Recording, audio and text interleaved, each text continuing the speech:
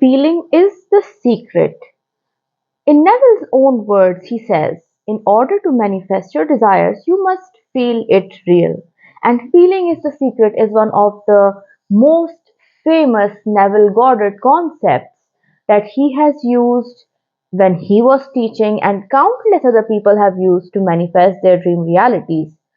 But not only is it one of his most famous manifestation concepts, it is also one of his most misunderstood and honestly shed upon manifestation concepts. So, in today's video, I'm going to tell you what exactly Neville meant when he said the words feeling is the secret and how you can feel it real. Because one of the major criticisms that comes into play when people talk about feeling is the secret is the misunderstanding that many people, in fact, many coaches think that Neville was not clear about what he meant when he said the words feel it real. And the reason why people think that Neville was not clear is because they feel Neville never told anyone how they should feel in order to feel it real.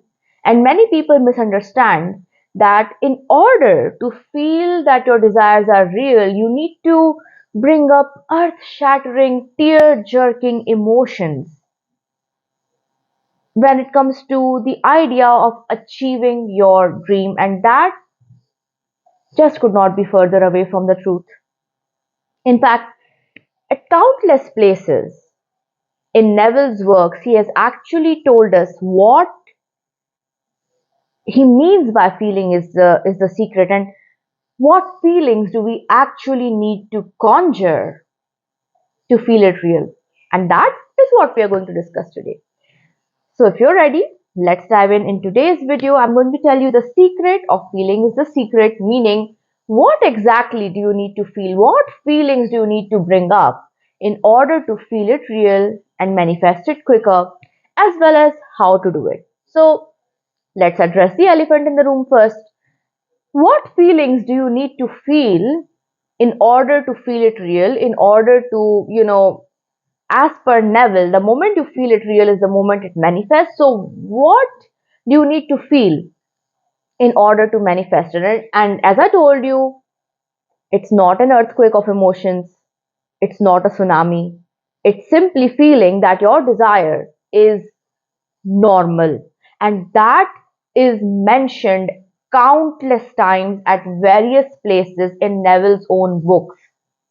He has, I was just reading his book, Faith, around faith, and he says that you need to have reached a point where your desire feels normal to you, as normal as having these fingers on your hand, or or the hair that you have, or the clothes that you wear, you know, or the things that are already there in your life, they feel normal to you.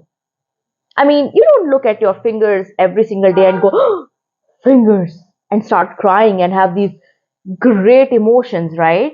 It's normal, it's there, it's something you have, and you need to reach the same level of normalcy with your desires.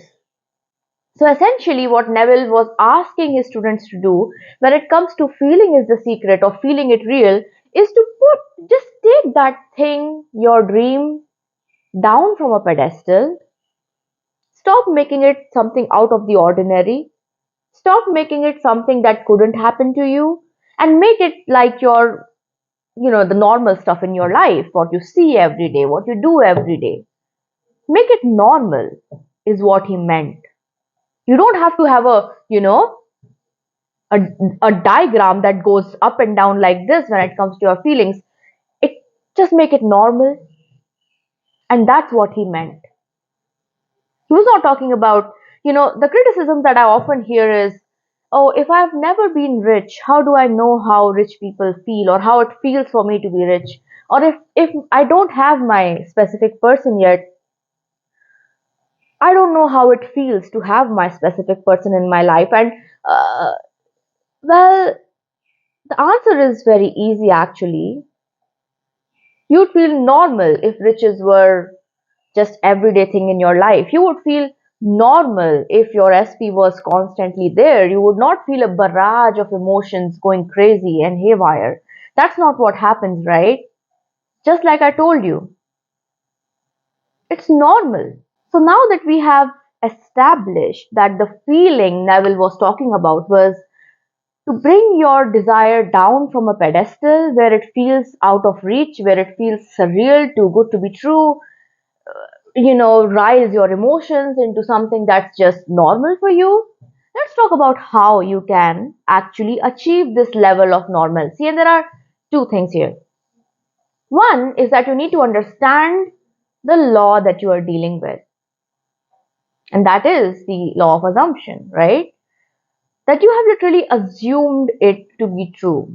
So, for example, think about it. If you're an introvert and you assume that you're an introvert, you believe you're an introvert, and you just assume living your life through the standpoint of being an introvert, you expect not talking to people and you expect it to be okay, and you expect people to not talk to you and you expect it to be okay. And that is exactly what you need to understand, that your desire, the very first thing is to create an understanding of the law of assumption, that your desire needs to be at a level, be like your characteristic trait, be at a level where it's just normal. There's nothing special about it. It's what you have. It's you're going to create an assumption, and I'm going to teach you how. That's the second step. But you're just going to create an assumption that it is what you have, and that is why it's very normal. That is why you don't have to have weird emotions. It doesn't matter. How would you feel when you're rich? Well, normal. How would you feel when you have your person? Normal. What's the big deal? It's just there in my life. So that's for the first thing. But the second thing is the most important thing now. How do you reach this level of normalcy? And that, if you have been in the manifestation community, or even if you're new, I think you already know. Many of you must already be doing what I'm about to tell you, that will turn your desire into something unrealistic to just something normal and everyday thing. And that is repetition. You pick your visual cues and you repeat it daily. 15 minutes every day you visualize. And guys, the power of visualization is just unparalleled. I mean, I bet all of you have heard the story of Novak Djokovic, right? One of the greatest tennis players of all time. And he repeatedly, says that he has always, like, even when he was in war-torn Balkan regions, where he comes from, Serbia, right? He is just at all times visualizing himself with trophies, where bombs are flying overhead, and he would just practice in empty swimming pools, and he's visualizing himself winning trophies, and he's got the most amount of trophies right now. In fact, the person he's tied to, the only reason that person has equal amount of trophies when it comes to Grand Slam titles as Novak is because they won a lot of Australian Opens in a time when traveling to Australia for other players was difficult, so they had very little competition. So you understand the power of visualization is immense. It can turn you into anything. So I highly recommend that you spend at least 15 minutes rampaging or visualizing, right? And after that, you spend the rest of the day robotic affirming and repeat your affirmations quickly. And as you repeat it, when you repeat your visualizations, when you repeat your affirmations, when you just absorb yourself, completely saturate yourself with your desire, it becomes normal. You know the difference between watching your favorite movie for the very first time versus watching it for the hundredth of times? The very first time there's deep level of excitement, but then on the hundredth time you know what it's going to be about, and like you watch it for the emotional satisfaction it gives you, right? But you already know what to expect. And as you repeat your affirmations, your visualizations, your rampages, and you do it again and again and again, and the more you can do the repetition, the quicker your desire will be brought down from a pedestal and become something normal. In fact, you'll reach a point where you don't even feel too excited visualizing about it because, yeah, okay, I do it every day. And you don't, like, you have it feels normal to you. It's your day-to-day routine, and that's when it becomes normal. That's when you begin to expect it, and that's when you have hit the point of feeling it real. That's feeling it real. That's the secret to feeling is the secret that Neville's talking about. So different from what a lot of people assume it to be. But his take is simply this, and it's mentioned countless times in his books if you take the time to read them, that it needs to become normal.